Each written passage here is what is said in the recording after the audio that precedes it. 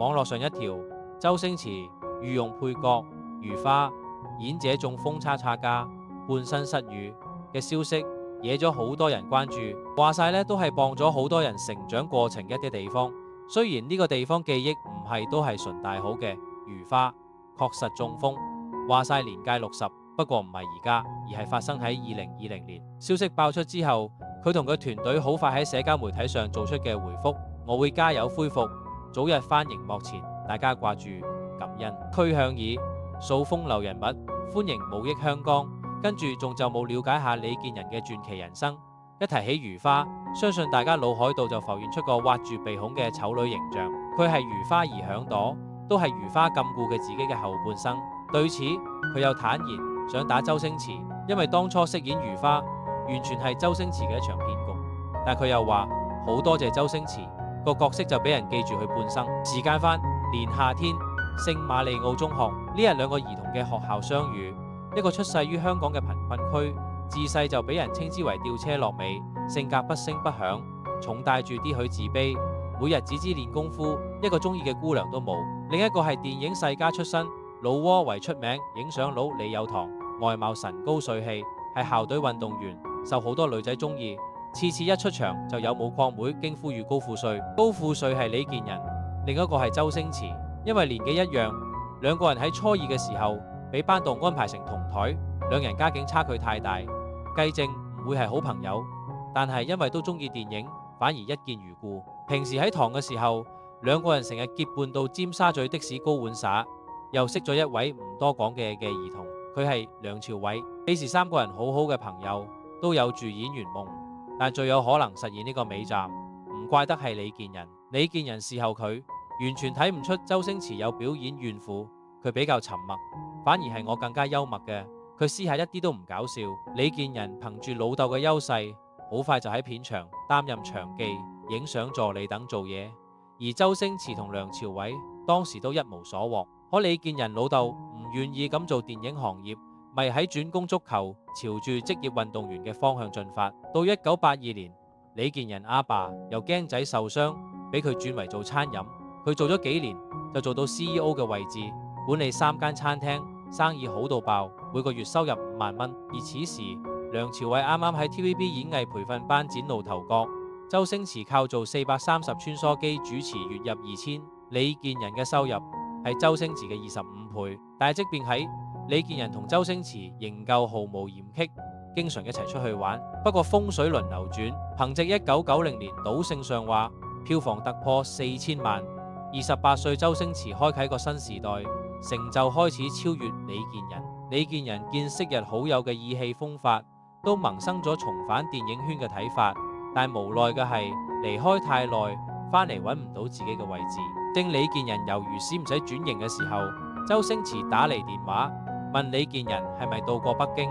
李健仁話嘅，周星馳就話長城好好玩㗎，你哋咩事就冇陪我去咯。29歲李健仁佢哋應承嘅周星馳，佢以為係一場朋友之間嘅旅行，但係睇唔到啱啱落飛機就俾周星馳拉入片場，當住眾人嘅面對陳嘉上話呢個角色俾佢哋演。李健仁一面到懵，唔係旅遊啊。周星馳俾佢唔擔心，就當係一次小體驗。結果化完妝之後，李健仁嘅鏡度見到佢自己如花睇面龐，激咗身手要打周星馳。最終周星馳好言相勸，佢獨自喺酒店流淚2鐘之後，決定接下呢個同佢真人反差極大嘅集。呢個係如花系列第一次亮相。1993年，周星馳攝影唐伯虎嘅秋香，要一個 at 絕嘅女人衫嘅搶匪。周星馳揾到李健仁，佢唔去，周星馳就搬出銅槍情誼，佢最終妥協。唐伯虎嘅秋香播出後，如花形象深入人心，都徹底烙印咗李健仁身上。李健仁唔係咁諗過轉型，但係觀眾一旦接受你嘅人設，口味就好難改變。尤其係喜劇演員，幾乎都被圈定係喜劇之中，因為一睇到佢哋面，自動就諗起如花。邊驚係再嚴肅嘅角色同呢個對話呢？觀眾都會笑到靚女。周星馳對李健仁話：你嚟攞晒拍手笑，你唔好做邊個做啊！李健仁原本好唔情願，但係觀眾中意就逐漸說服自己接受。咁之後嘅角色亦都係如花嘅翻版，無論係食神裏清純女學生，定係大內密探零零發中嘅後宮佳麗，本質都係如花。最終李健仁喺周星馳電影入邊飾演咗20幾個類似嘅角色，成為如花專業戶。提起李健仁嘅人唔知你係邊個，但係提起如花都恍然大悟。呢個係演員佢就悲哀，都係演員嘅好彩。雖然憑借如花佢贏得咗好多關心，但係佢心中依舊顧慮重重，因為佢同周星馳唔同，佢早早選擇佢結婚生子。如花嘅角色爆紅後，觀眾識咗佢，因為佢個名同賤人同音，所以成日俾人賤人啖叫，俾佢好苦惱。佢唔係苦惱自己，而係驚會影響女。其實唔止係如花，佢喺周星馳電影入邊仲有2個身份，佢係電影《少林足球》嘅足球指導，專負責教導演員踢波、運球嘅動作，因為好多動作都要特效，咁打過波嘅人唔知點做。佢都係《大話西遊》嘅副導演，接咗喺面具後面嘅豬八戒。當時由於吳孟達有事走，佢只能夠代替吳孟達出演。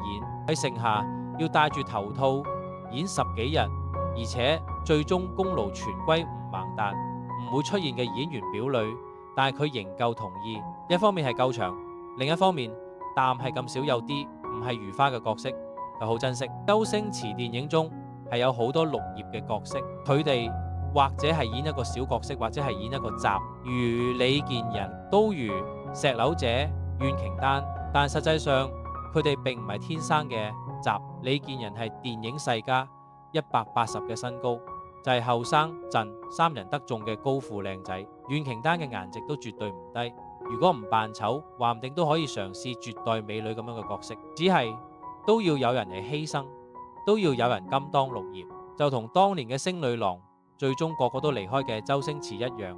李健仁尾都因為佢嘢離開嘅周星馳，外界傳言講係周星馳好得嘅咁尖，將李健仁當情緒垃圾桶。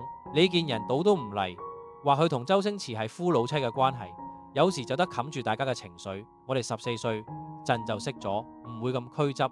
佢有時情緒太過投入，少不免睇唔到嘅人嘅感受。而且周星馳嘅電影都唔再需要如花，周星馳都唔再需要李健仁啦。記者問佢哋唔係周星馳，喺笑住話點可能，因為周星馳好羨慕嘅，羨慕嘅有兒有女。雖然如花呢個角色俾個女帶嚟咗好多困擾，因為當年我同個女話我係 at 着嘅女人衫，其實係男扮醜女裝。後來電影上話個女同同學喺戲院，佢個女唔敢講呢個係我阿爸，佢可能怕人嘅話佢你爸爸咁樣衰，但係個女最終定完全受落嚟嘅，兼夾以嚟為傲。不過周星馳喺呢個機會啦，幾年前馬雲問周星馳幾時結婚，佢話我哋老，應該啲人要我啦。講呢個時，周星馳先51歲，而家星爺58歲，冇人要3個字看似輕飄飄，但而家就越嚟越沉重。58歲嘅經歷過羅慧娟、朱茵、莫文蔚之後，佢獨自一人生活，成個隱士。比而言，李健仁係好彩啊！如花只係生命一個地方，家庭先係生命全部。所以喺接受採訪嘅時候，佢笑住話：我過周星馳幸福。一句說話，將當年2個人嘅恩恩怨怨做咗個終點。好多人話周星馳後再冇喜劇之王，李健仁後再冇如花。其實個個都係如花，個個都係喜劇之王。只要唔放棄，如花都係喜劇之王。今日就講到呢度，我哋下期再見。如果大家有想睇嘅，大佬歡迎嘅評論留言區。